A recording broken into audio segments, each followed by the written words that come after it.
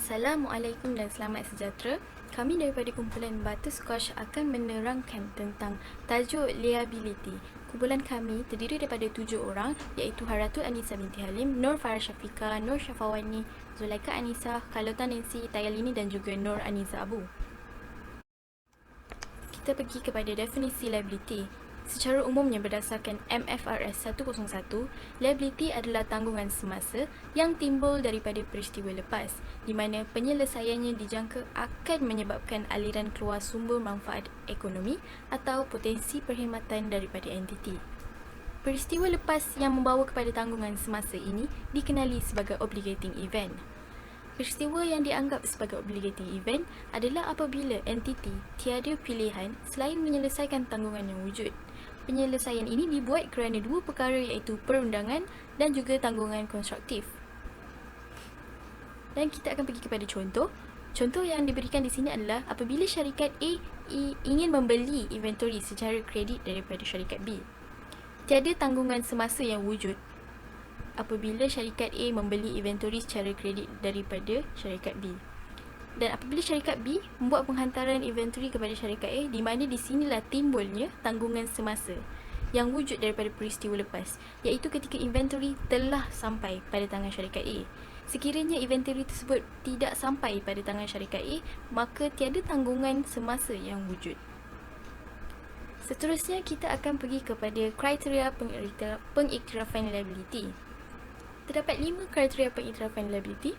Yang pertama adalah apabila tempoh matang dapat dipastikan atau dianggarkan. Yang kedua adalah apabila jumlah dan amount tersebut dapat dipastikan. Yang ketiga adalah apabila ianya dapat ditentukan kewujudannya dengan tepat, di mana ianya wujud daripada peristiwa lepas. Dan yang keempat apabila ia melibatkan aliran keluar. Aliran keluar sumber ini adalah seperti tunai atau aset yang lain pada masa depan. Dan yang kelima, ia mestilah wujud dalam keadaan semasa yang timbul daripada peristiwa lepas. Jenis liability terdiri daripada dua, iaitu peruntukan dan juga liability contingent, di mana kami akan menerangkan secara detail di slide yang seterusnya. Peruntukan dan liability contingent ini dikawal oleh MFRS 137, iaitu MFRS yang menerangkan tentang peruntukan, liability contingent dan juga asset contingent. Seperti mana yang kita tahu, liability dikelaskan kepada dua bahagian iaitu liability semasa dan juga liability bukan semasa mengikut MFRS 101. Ianya didedahkan mengikut tahap kecairannya. Bagi pengkelasan liability, terdapat dua pengkelasan liability utama iaitu liability semasa dan liability bukan semasa. Bagi merujuk pengkelasan liability tersebut, MFRS 101 adalah terpakai untuk kedua-duanya.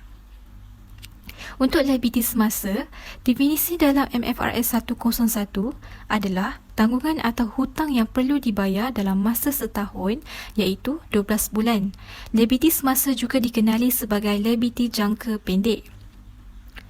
Dalam para 69 menyatakan entiti perlu mengklasifikasikan liability semasa sekiranya yang pertama, tanggungan liability tersebut dijangka akan diselesaikan dalam kitaran operasi biasa.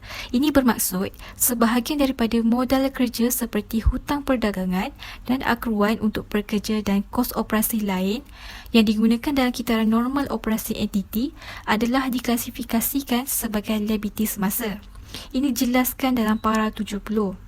Seterusnya, tanggungan liability dijangka akan diselesaikan dalam tempoh 12 bulan selepas tarikh pelaporan. Dan yang ketiga, tanggungan tersebut adalah tujuan untuk perdagangan. Maksudnya, liability semasa yang lain tidak dapat diselesaikan sebagai sebahagian daripada kitaran operasi normal tetapi dijelaskan dalam masa 12 bulan setelah tempoh pelaporan bagi tujuan perdagangan. Ini dinyatakan dalam para 71.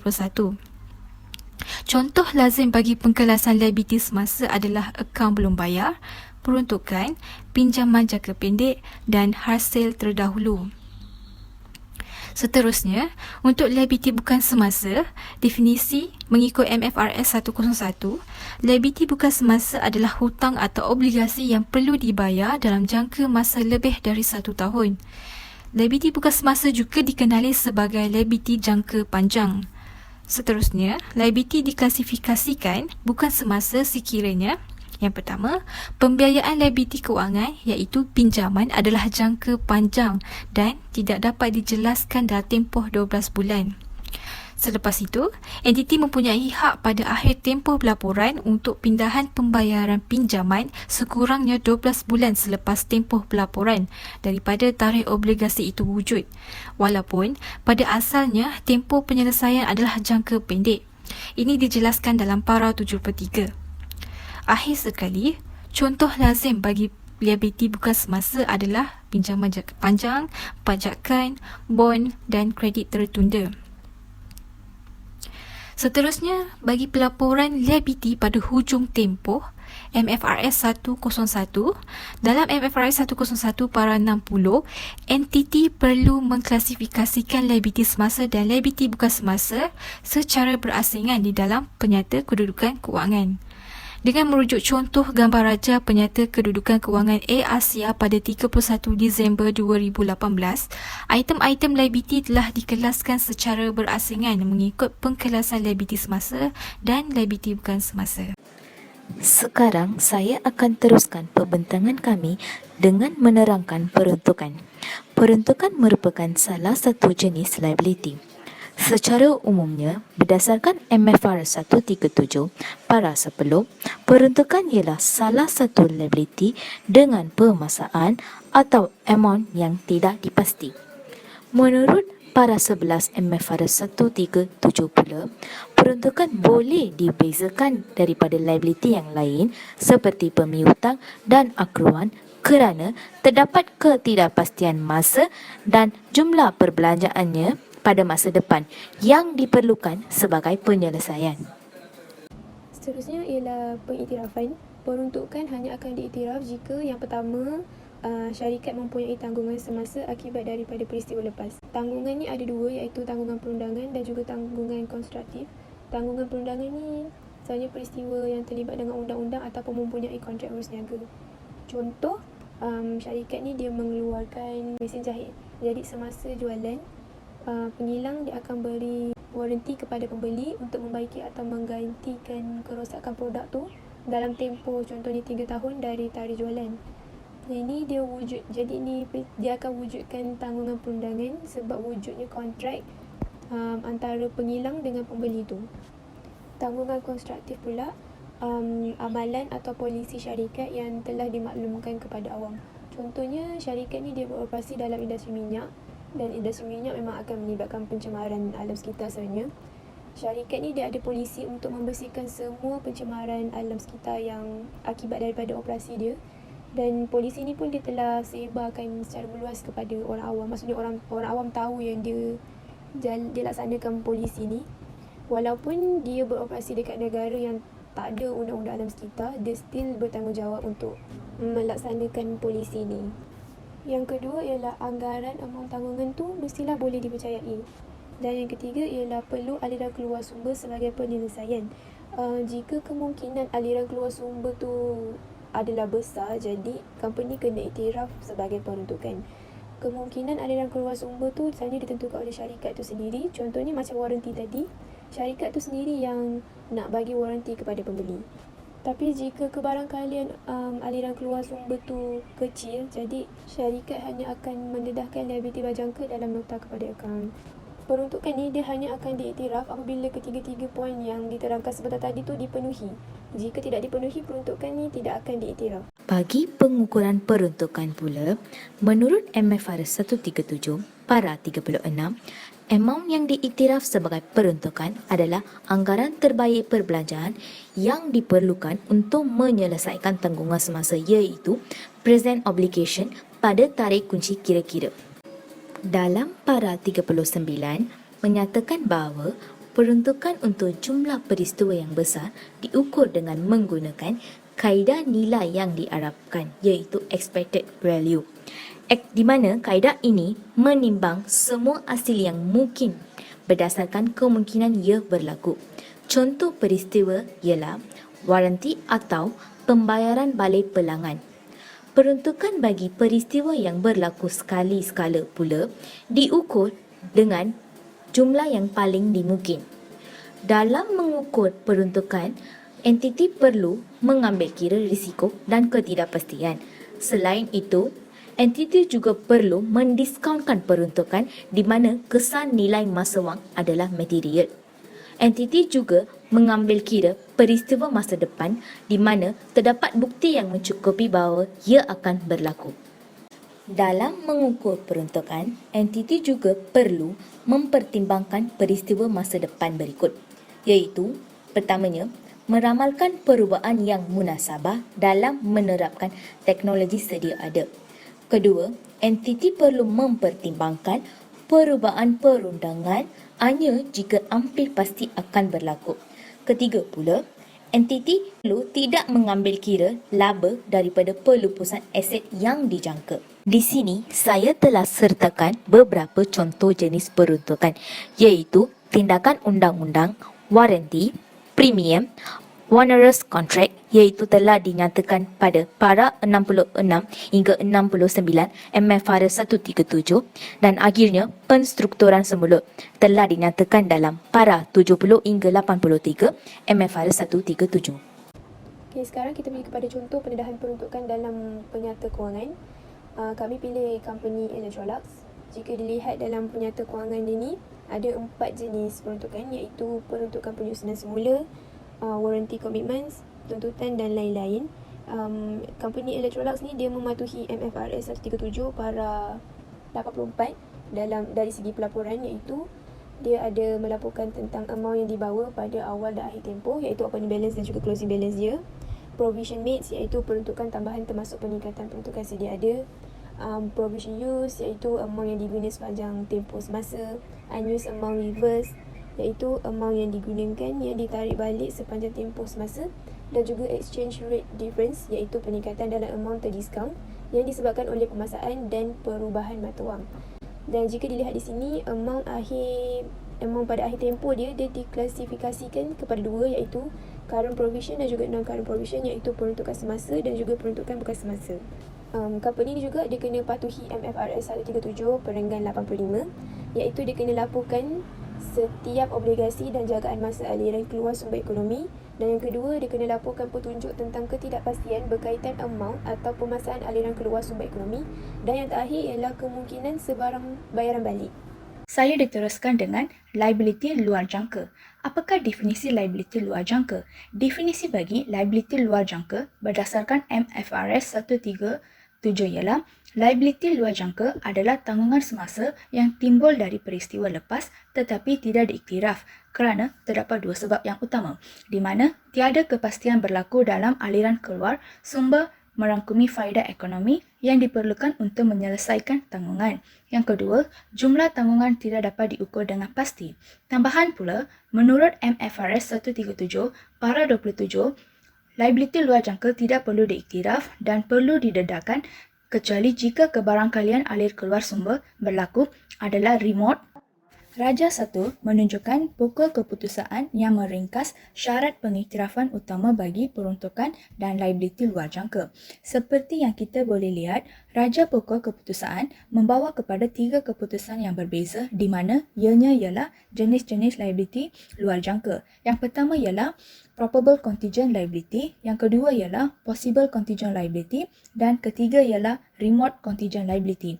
Dalam erti kata lain, probable contingent liability ialah peruntukan kerana ianya memenuhi semua syarat pengiktirafan bagi peruntukan. Manakala possible dan remote adalah liability luar jangka, setiap tiga tersebut mempunyai cara yang berbeza untuk merekod dan mendedahkan di dalam penyata kewangan. Contoh liability luar jangka termasuk jaminan syarikat dan tuntutan terhadap syarikat. Kedua-dua mewakili kemungkinan kerugian kepada syarikat, namun kedua-dua bergantung kepada beberapa peristiwa masa depan yang tidak menentu. Anggapkan tuntutan mahkamah difailkan terhadap syarikat dan pelantif tuntutan ganti rugi sehingga RM250,000. Maka tidak mustahil untuk mengetahui sama ada syarikat itu harus melaporkan liability luar jangka sebanyak RM250,000 yang semata-mata berdasarkan maklumat ini. Jadi, syarikat arus bergantung kepada peguam presiden untuk memastikan kemungkinan kerugian dikena. Sekiranya mahkamah berkuasa memihak kepada plaintiff sama ada kerana terdapat bukti kukuh, maka syarikat arus laporkan liability luar jangka yang sama dengan kerosakan yang mungkin. Ini benar walaupun syarikat itu mempunyai insurance liability. Sekiranya tuntutan undang adalah tidak dipungut, mungkin tidak perlu didedakan. Apa-apa kes yang mempunyai peluang kejayaan yang tidak dijelas harus diperhatikan dalam penyata kewangan tetapi tidak perlu disenaraikan sebagai liability pada lembaran imbangan. Okey, sebagaimana yang telah kawan saya terangkan tadi, terdapat 3 jenis liability luar jangka, iaitu yang pertama adalah probable. Probable adalah peristiwa masa hadapan yang dijangka akan berlaku. Kebarangkalian tanggungan menjadi nyata adalah lebih tinggi dan amount liability boleh dianggarkan. Contohnya, satu tuntutan mahkamah telah berlaku dan penasihat undang-undang kepada syarikat telah memberi pendapat yang boleh dipercayai bahawa kemungkinan syarikat perlu membayar sejumlah wang dan amount yang perlu dibayar tersebut oleh syarikat dapat dianggarkan. Faktor utama untuk menentukan probable liability adalah amount tanggungan yang akan dihadapi oleh syarikat boleh dianggarkan. Apabila liability telah dikenal pasti sebagai probable, maka syarikat akan mendedahkan probable liability di dalam penyata kedudukan kewangan dan nota kepada akaun. Dan apabila liability ini telah berlaku, ia akan didedahkan sebagai belanja. Okey, seterusnya adalah possible. Possible ialah kebarangkalian tanggungan menjadi nyata adalah kurang pasti atau kebarangkalian adalah pasti tetapi amount liability tidak boleh dianggarkan. Contohnya, syarikat J menjual peti sejuk dengan mengatakan bahawa peti sejuk yang mereka jual adalah menggunakan tenaga yang cekap atau dalam erti kata lain, jimat tenaga elektrik. Akan tetapi, pelanggan membuat aduan bahawa pernyataan tersebut adalah tidak benar dan pelanggan ingin menyaman syarikat J. Bagi keadaan ini, keputusan tuntutan mahkamah adalah bergantung kepada mahkamah. Sebagaimana yang kita boleh lihat, tuntutan mahkamah ini mendorong kepada kebarangkalian tanggungan menjadi nyata adalah lebih tinggi. Namun begitu, amount yang akan dikenakan oleh pihak mahkamah tidak dapat dianggarkan dan tiada asas yang boleh digunakan untuk menganggar amount tersebut. Dalam keadaan ini, syarikat tidak akan merekod possible contingent liability di dalam penyata kedudukan kewangan, akan tetapi syarikat akan mendedahkan di dalam nota kepada akaun sebagai possible liability. Okey, yang terakhir adalah remote. Remote ialah kebarangkalian tanggungan peristiwa masa hadapan yang akan berlaku amat kecil. Contohnya, dalam tuntutan mahkamah, penasihat undang-undang bagi syarikat J menentukan bahawa kes tersebut tidak mempunyai bukti yang kukuh atau kekurangan bukti, maka wujud kemungkinan bahawa syarikat akan kehilangan kes ini. Keadaan seperti ini menyebabkan tiada pendedahan yang akan dilakukan di dalam penyata kewangan syarikat maupun nota kepada akaun. Seterusnya merupakan persamaan peruntukan dan liability contingent. Peruntukan dan liability contingent dikawal oleh MFRS 137 iaitu MFRS peruntukan, liability luar jangka dan aset luar jangka. Objektifnya adalah selaras dengan konsep prudent dalam perakaunan di mana aset dan liability harus dipadankan dengan pendapatan dan perbelanjaan bagi tahun keuangan tertentu. Seterusnya, untuk memastikan bahawa penyata keuangan akhir tahun dibentangkan secara realistik di mana aset tidak terlebih nilai dan liability tidak terkurang nilai. Berikut merupakan perbezaan antara peruntukan dan liability luar jangka. Perbezaan yang pertama adalah dari segi definisi. Peruntukan dikira pada masa kini sebagai hasil daripada peristiwa lalu, manakala liability luar jangka dicatatkan pada masa ini untuk menjelaskan kemungkinan aliran keluar dana masa depan. Perbezaan yang kedua adalah dari segi kejadian. Bagi peruntukan, peristiwa berlakunya adalah pasti, manakala kewujudan liability contingent adalah bersyarat. Perbezaan yang ketiga adalah dari segi anggaran amount. Bagi peruntukan, jumlah peruntukan sebahagian besarnya adalah tidak pasti, manakala bagi liability luar jangka, anggaran yang munasabah boleh dibuat untuk jumlah pembayaran. Perbezaan yang keempat adalah dari segi kemasukan dalam penyata kedudukan keuangan. Peruntukan dicatat sebagai penurunan dalam aset di dalam penyata kedudukan keuangan, manakala liability luar jangka dicatatkan sebagai peningkatan dalam penyata kedudukan keuangan atau nota kepada akaun. Akhir sekali merupakan perbezaan dari segi kemasukan dalam penyata pendapatan. Bagi peruntukan, peningkatan atau penurunan peruntukan dicatatkan di dalam penyata pendapatan, manakala liability luar jangka tidak direkod di dalam penyata pendapatan. Akhir sekali merupakan pendedahan bagi liabiliti luar jangka berserta contoh di dalam penyata kewangan syarikat. MFRS 137 para 86 telah menyatakan bahawa entiti akan mendedahkan mengenai sifat bagi setiap kelas liabiliti luar jangka pada akhir tempoh pelaporan dan jika boleh dilaksanakan. Yang pertama adalah anggaran kesan keuangan yang diukur di bawah MFRS 137 para 36 hingga 52. Syarikat Electrolux telah mendedahkan di dalam Nota 25 bahawa kes mahkamah atau saman tidak akan menjejaskan operasi perniagaan mereka. Seterusnya merupakan petunjuk mengenai ketidakpastian berkaitan dengan jumlah atau pemaksaan sebarang aliran keluar. Syarikat Electrolux telah menyatakan bahawa hasil kes undang-undang ini adalah sukar untuk diramal dan dijangka di dalam Nota 25. Akhir sekali merupakan kemungkinan sebarang bayaran balik. Syarikat Electrolux telah mendedahkan tentang bayaran balik di dalam Nota 25 secara terperinci, iaitu di mana syarikat Electrolux akan meneruskan operasi di bawah perjanjian 2007 dengan syarikat insurans, di mana ia telah bersetuju untuk membayar balik sebahagian daripada kos yang berkaitan dengan kes saman asbestos. Baiklah, itu sahaja daripada kumpulan kami. Sekian, terima kasih.